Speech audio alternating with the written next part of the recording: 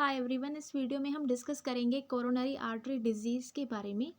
Coronary artery disease cardiovascular disorders में आ जाती है। और कोरोनरी आर्टरी डिजीज़ की बात करें तो जो कोरोनरी आर्टरी है वो हार्ट को ब्लड सप्लाई करती है, यानी वो ब्लड वेसल्स जो हार्ट को ब्लड सप्लाई करती है उनको हम कोरोनरी आर्टरी बोलते हैं। अगर इस कोरोनरी आर्टरी में ब्लॉकेज हो जाए या फिर ये नैरो हो जाती हैं तो हार्ट की तरफ ब्लड का फ्लो डिक्रीज़ हो जाता है, जिसकी वजह से प्रॉपरली जो हमारी हार्ट है वो पंप नहीं कर पाती और इसके रिजल्ट में पूरी बॉडी में प्रॉपर अमाउंट में ब्लड सप्लाई नहीं जाता। तो इसको हम कोरोनरी आर्टरी डिजीज़ बोलते हैं, जिसमें कोरोनरी आर्टरी में डैमेज हो जाता है ड्यू टू एथेरोस्क्लेरोसिस, जिसकी वजह से जो कोरोनरी आर्टरी है वो नैरो हो जाती है। Okay, this is the most common type of cardiovascular disease. अगर आप कार्डियोवैस्कुलर डिजीज़ पढ़ रहे हैं तो इसमें जो मोस्ट कॉमन टाइप होता है डिजीज़ का वो कोरोनरी आर्टरी ही डिजीज़ है। So this is the heart, और हार्ट को जो ब्लड वेसल्स सप्लाई करती हैं ब्लड, उनको हम कोरोनरी आर्टरी बोलते हैं। तो ये है हमारे पास कोरोनरी आर्टरी है, जिसमें आप ये प्लाक देख सकते हैं। ओके, इसको हमने यहाँ पर बड़ा किया हुआ है। तो इनके बीच में क्या हुआ है, ब्लड वेसल्स में प्लग की फॉर्मेशन हुई है जो कोरोनरी आर्टरी को नैरो कर रही है, जिसकी वजह से जो ब्लड का फ्लो है वो स्टॉप हो रहा है टू द हार्ट। तो हार्ट की तरफ ब्लड का फ्लो डिक्रीज़ हो जाएगा, जिसकी वजह से हार्ट को प्रॉपर अमाउंट में ब्लड नहीं मिलेगा, तो वो प्रॉपरली पंप नहीं करेगी, जिसके रिजल्ट में पूरी बॉडी में ब्लड सप्लाई कम जाएगा। सो पैथोलॉजी की बात करें अगर, तो coronary arteries damage in the coronary arteries due to atherosclerosis. Now what is this atherosclerosis? एक होता है आर्टरियोस्क्लेरोसिस और दूसरा होता है एथेरोस्क्लेरोसिस। इन दोनों के बीच में डिफरेंस है। दोनों की वजह से नैरोनेस ही हो जाती है ब्लड वेसल्स में, लेकिन थोड़ा बहुत इनके बीच में डिफरेंस है। अब जो एथेरोस्क्लेरोसिस है, इसमें प्लेक बिल्डअप होता है जो कि ब्लड वेसल्स में नैरोनेस काज करता है। अब ये प्लेक नैरोनेस जब काज करेगा ब्लड वेसल्स में, तो इसके रिजल्ट में हार्ट की तरफ जो ब्लड सप्लाई है वो लिमिट हो जाएगा, यानी कम हो जाएगा। सो द प्लेक में रप्चर काजिंग थ्रोम्बाई और क्लॉट। अब ये जो प्लेक है वो ब्लड वेसल से अटैच होता है। अगर किसी भी कारण की वजह से ये रप्चर हो गया, रप्चर होने के बाद ये जो ब्लड वेसल की वॉल है उससे डी अटैच हो गया, यानी पहले उसके साथ अटैच हुआ था, अब उसके साथ उससे डी अटैच हो गया, जिसके बाद वो क्या बनाएगा, एक क्लॉट बनाएगा जिसको हम थ्रोम्बाई बोलते हैं।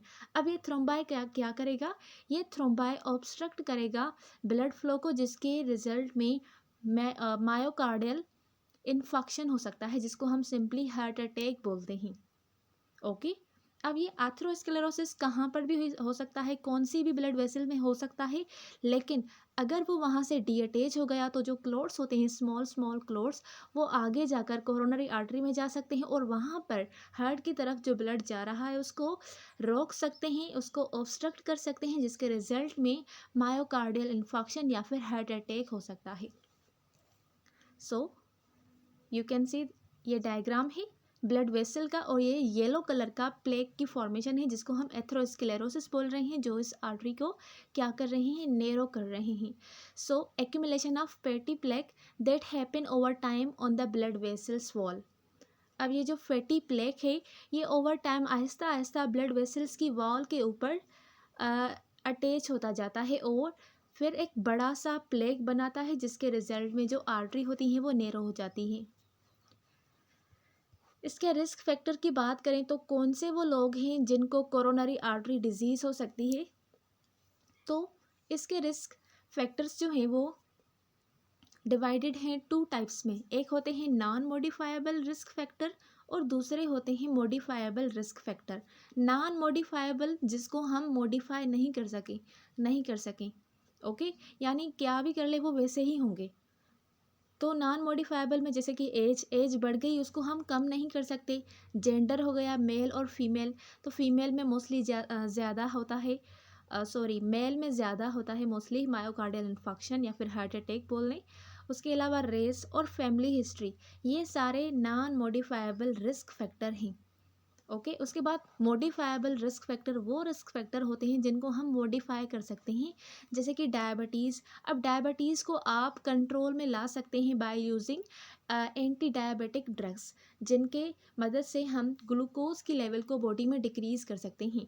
क्योंकि डायबिटीज़ क्या करती है, जब ग्लूकोज़ की लेवल इंक्रीज़ हो जाती है तो वो ब्लड वेसल्स में क्या करता है, ब्लड वेसल्स में जाकर अटैच हो जाता है। क्योंकि ग्लूकोज़ अगर ज़्यादा अमाउंट में किसी एक जगह पर रुक जाए तो ग्लूकोज़ या फिर ग्लूकोज़ सिंपली किसको इंडिकेट कर रहा है, शुगर को इंडिकेट कर रहा है। अगर आप शुगर को पानी में भिगा दें तो वो, जब आप उसको हाथ लगाएंगे तो वो स्टिकी स्टिकी फील होगा आपको। तो अगर ग्लूकोज़ भी इस तरह से ब्लड वेसल्स में ज़्यादा हो गया तो स्टिकी सा ये अटैच हो जाएगा ब्लड वेसल्स के साथ, जिसके बाद ये प्लेक बना देगा। प्लेक के बाद जो आर्टरी है वो नैरो हो जाएगी। उसके अलावा हाइपरटेंशन में क्या होता है, ब्लड वेसल्स नैरो हो जाती है, जिसकी वजह से जो ब्लड प्रेशर है वो इंक्रीज़ हो जाता है। तो इस हाइपरटेंशन को भी हम डिक्रीज़ कर सकते हैं by using anti hypertensive medications, या फिर कोई दूसरी स्ट्रेटजी या फिर ट्रीटमेंट को यूज़ करके हम हाइपरटेंशन को भी मॉडिफाई कर सकते हैं, इसको डिक्रीज़ और अपनी नॉर्मल लेवल पर कर सकते हैं। उसके अलावा है स्मोकिंग मोस्टली क्या करता है, इसमें ये जो है ना, बॉडी में ऑक्सीजन की कंजप्शन, यानी जो ऑक्सीजन की वहाँ पर अवेलेबिलिटी है उसको डिक्रीज़ कर देता है। उसके अलावा ओबेसिटी, ये भी मॉडिफाइबल रिस्क फैक्टर है, हम ओबेसिटी को भी कम कर सकते हैं। उसके अलावा फिजिकल इनएक्टिविटी, वो लोग जो ज़्यादा एक्टिविटीज़ परफॉर्म नहीं करते वो भी ज़्यादा रिस्क पर होते हैं कोरोनरी आर्टरी डिजीज़ के लिए। और वो लोग जो हाई कोलेस्ट्रॉल की इंटेक करते हैं उनमें भी ज़्यादा रिस्क होते हैं कि उनके ब्लड वेसल्स में फैटिक प्लाक बने, जो कि जल्द से जल्द क्या करेंगे, बहुत ज़्यादा ब्लॉक बनाकर उस ब्लड वेसल को नैरो कर देंगे। Then there is metabolic syndromes. ठीक है, बहुत सारे मेटाबॉलिक सिंड्रोम्स की वजह से भी कोरोनरी आर्टरी डिजीज़ के रिस्क फैक्टर इंक्रीज़ हो सकते हैं। तो ये सारे थे रिस्क फैक्टर्स। उसके बाद डिस्कस करते हैं इसके साइन और सिम्टम्स, यानी कोरोनरी आर्टरी डिजीज़ में आपको कौन सी क्लिनिकल मैनिफेस्टेशन या फिर क्लिनिकल फाइंडिंग्स मिल सकती है उस पेशेंट में। तो कोरोनरी आर्टरी डिजीज़ वाले जो पेशेंट होते हैं मोस्टली दे आर एसिम्टोमेटिक, उन्होंने आपको कोई भी ऐसी साइन और सिम्टम्स नहीं मिलती। और जो मिलती है वो कौन सी हैं, पहले तो chest pain stable angina which goes away with rest. पहले तो उनको क्या होगी, स्टेबल एंजाइना होगी। स्टेबल एंजाइना वो होती है जब आप रेस्ट करते हैं तो रेस्ट करने के बाद वो खुद ब खुद ठीक हो जाती है। तो इसको, चेस्ट पेन को मोस्टली हम बोलते हैं एंजाइना, और ये टाइप है एंजाइना का जिसको हम स्टेबल एंजाइना बोलते हैं। तो कोरोनरी आर्टरी डिजीज़ में हमें चेस्ट पेन फील होता है। उसके अलावा शॉर्टनेस ऑफ ब्रीथ क्यों, क्योंकि हार्ट की तरफ प्रॉपर अमाउंट में ब्लड सप्लाई नहीं हो रहा, तो जिसके रिजल्ट में जो हार्ट है वो प्रॉपरली पंप नहीं करेगी तो पूरी बॉडी में ब्लड सप्लाई नहीं जाएगा। और हमें पता है कि ब्लड में क्या होता है, जो हीमोग्लोबिन होती है वो ऑक्सीजन को कैरी करती है। तो प्रॉपर अमाउंट में ब्लड नहीं पहुंचेगा, हीमोग्लोबिन नहीं पहुंचेगी तो वो ऑक्सीजन को भी कैरी नहीं करेगी, जिसकी वजह से हमारी बॉडी को ये फील होगा कि हमारी बॉडी में ऑक्सीजन जो है वो कम है, और हमारी बॉडी ज़्यादा से ज़्यादा ब्रीथ करने की कोशिश करेगी, और that's why there is a shortness of breath. Then epigastric distress, जिसमें हार्ट बर्न जिसको हम बोलते हैं वो हो सकता है। उसके अलावा पेन रेडिएटिंग टू द जा और लेफ्ट आर्म। अब जो पेन होगा वो चेस्ट से रेडिएट होगा जा और लेफ्ट आर्म तक। तो ये रेडिएटिंग पेन हमें कोरोनरी आर्टरी डिजीज़ वाले पेशेंट्स में ही मिलता है। उसके बाद डिस्कस करते हैं कि किस तरह से हम कोरोनरी आर्टरी डिजीज़ वाले पेशेंट को डायग्नोस कर सकते हैं कि आइदर ये कोरोनरी आर्टरी डिजीज़ का पेशेंट है भी या नहीं। तो डायग्नोस्टिक के लिए हम पहले ब्लड टेस्ट करते हैं, ब्लड टेस्ट जिसमें हम लो डेंसिटी लिपोप्रोटीन और high density lipoprotein, total cholesterol और ट्राइग्लिसराइड, इनको डिटेक्ट करते हैं कि आइदर ये नॉर्मल वैल्यूज़ में है या फिर नहीं है। अब ये लो डेंसिटी लिपोप्रोटीन और हाई डेंसिटी लिपोप्रोटीन ये क्या हैं, तो ये आ जाते हैं कोलेस्ट्रॉल के अंदर। कोलेस्ट्रॉल के दो टाइप्स होते हैं, एक होता है एलडीएल जिसको हम लो डेंसिटी लिपोप्रोटीन बोलते हैं, और एक होता है एचडीएल जिसको हम हाई डेंसिटी लिपोप्रोटीन बोलते हैं। एल वर्ड से याद कर लें लो, ठीक है, तो ये क्या है, लो डेंसिटी लिपोप्रोटीन है, और एच से याद कर लें कि ये हाई डेंसिटी लिपोप्रोटीन है। अब इसमें क्या होता है, LDL means want low level और डिग्री लेस देन 100 मिलीग्राम पर डेसीलीटर। तो हमारी बॉडी में जो नॉर्मल लेवल होनी चाहिए एलडीएल की वो 100 मिलीग्राम पर डेसीलीटर से कम होनी चाहिए। और इसके अलावा एलडीएल यानी लो डेंसिटी लिपोप्रोटीन्स जो होते हैं वो बैड कोलेस्ट्रॉल होते हैं हमारी बॉडी के लिए, यानी वो ज़्यादा से ज़्यादा ब्लड वेसल से अटैच होकर उसमें प्लैक बनाते हैं, जिसकी वजह से जो ब्लड वेसल्स हैं वो नैरो हो जाती हैं।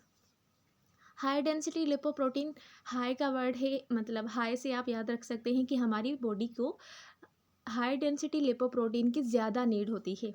तो यहाँ पर आपको हमारी बॉडी में जो नॉर्मल लेवल होनी चाहिए हाई डेंसिटी लिपोप्रोटीन की, वो ग्रेटर देन 60 मिलीग्राम पर डेसीलीटर होनी चाहिए, और इसको हम हैप्पी कोलेस्ट्रॉल भी बोलते हैं। So high density lipoprotein wants high level of cholesterol. उसके बाद हम इस पेशेंट्स की ईकेजीज करते हैं, यानी इलेक्ट्रोकार्डियोग्राम। तो इसमें हम असेस करते हैं चेंजेस इन एसटी सेगमेंट, और यहाँ पर चेंजेस इन एसटी सेगमेंट आपको देख सकते हैं। पहले वाला जो एसटी सेगमेंट है वो नॉर्मल है, दूसरे वाला थोड़ा सा एलिवेट है, ठीक है। एलिवेट एसटी सेगमेंट शो करता है देयर इज़ लो ऑक्सीजन, और ये कुछ ज़्यादा, यहाँ पर कुछ ज़्यादा ही एलिवेशन है, तो ये वाला डायग्राम करता है, शो करता है देयर इज़ नो ऑक्सीजन। तो इस तरह से हम ईकेजी की मदद से भी हम बॉडी में ये पता लगा सकते हैं कि ऑक्सीजन कितनी है और कोरोनरी आर्टरी डिजीज़ के चांसेस हैं या फिर नहीं है।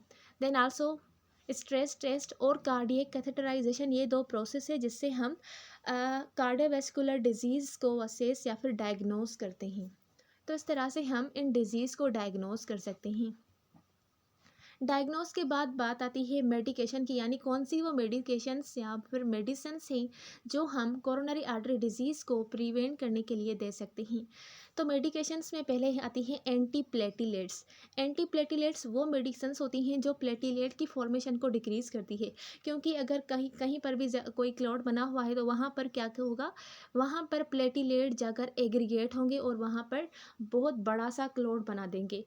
तो हमें क्या करना है, प्लेटिलेट की फॉर्मेशन को डिक्रीज़ करना है, और अगर बॉडी में प्लेटिलेट्स की फॉर्मेशन ज़्यादा हो जाए नॉर्मल लेवल से, तो वो भी जाकर बॉडी में ब्लड वेसल्स में क्लोट्स बनाते हैं। वो क्लोट्स जाकर ब्लड वेसल्स को ऑब्स्ट्रक्ट करते हैं, जिसके रिजल्ट में जो ब्लड फ्लो है वो किसी भी पर्टिकुलर एरिया में रुक जाता है। तो जो प्लेटिलेट्स हैं वो ज़्यादा हो जाते हैं, तो उनको कम करने के लिए हम एंटी प्लेटिलेट्स देते हैं। Then medications to normalise cholesterol levels are statin, ठीक है, बाइल एसिड्स, स्क्विट्रेंट्स और फेब्रिक एसिड। ये वो मेडिसिन हैं जो हम कोलेस्ट्रॉल की लेवल को नॉर्मलाइज करने के लिए यूज़ करते हैं। So these are the medication used to treat for coronary artery disease. Then treatment क्या होनी चाहिए, ट्रीटमेंट में हम परक्यूटिनस कोरोनरी इंटरवेंशन प्रोवाइड करते हैं, जिसमें हम ये प्रोसीजर करते हैं। अब ये कोरोनरी आर्टरी है, और इस कोरोनरी आर्टरी में ये आप डायग्राम देख सकते हैं, इंस्ट्रूमेंट है। इसमें क्या होता है, एक बलून होता है और बलून के बाहर एक स्प्रिंग होता है। जो ये मेटल का स्प्रिंग आप देख सकते हैं, स्क्वायर सा बना हुआ है। तो ये क्या करते, इसको हम पहले, ये नैरो होता है, जैसे हम इसको अंदर ब्लड वेसल्स में लगाते हैं, तो उसके बाद जो अंदर बलून होता है उस बलून को हम फिल करते हैं एयर से। जब वो फिल होगा तो जो नैरो ब्लड वेसल है वो ओपन हो जाती है इस तरह से। यहाँ पर देखें, ये नैरो ब्लड वेसल है और बलून भी अभी तक फिल नहीं हुई एयर से। उसके बाद जब वो अपनी प्रॉपर एरिया में आ जाती है जहाँ पर प्लेक बना हुआ होता है, वहाँ पर जो बलून है ये फूल जाता है, यानी हम खुद उसमें एयर फिल करते हैं, जिसके रिजल्ट में जो ये आप मेटल की बनी हुई देख रहे हैं, ये भी फूल जाती हैं। और जब ये फूल जाती हैं उसके बाद हम बलून और इस वायर को वापस निकाल देते हैं, और बीच में जो नैरो ब्लड वेसल थी उनको हमने ठीक कर दिया, और ब्लड फ्लो यहाँ से इजीली हो सकता है। तो इसको हम बोलते हैं परक्यूटेनस कोरोनरी इंटरवेंशन या फिर पीसीआई। तो ये बात हो गई इसकी ट्रीटमेंट की। उसके बाद डिस्कस करते हैं पेशेंट की एजुकेशन की। तो कोरोनरी आर्टरी डिजीज़ वाले पेशेंट को आप क्या एजुकेशन देना चाहेंगी, जिसकी वजह से उसको कोरोनरी आर्टरी की जो साइन और सिम्टम्स है वो कम फील हो। तो पेशेंट एजुकेशन में हमने पहले उसकी हार्ट के लिए हेल्दी डाइट को बताना है, जिसमें हम उनको कहेंगे कि वो अपनी डाइट में लो सैचुरेटेड फैट्स का यूज़ करें, और ज़्यादा से ज़्यादा जो अनसैचुरेटेड फैट्स हैं वो इंटेक करें, क्योंकि जो सैचुरेटेड फैट्स होते हैं वो रूम टेम्परेचर पे ही क्या हो जाते हैं, कूल हो जाते हैं।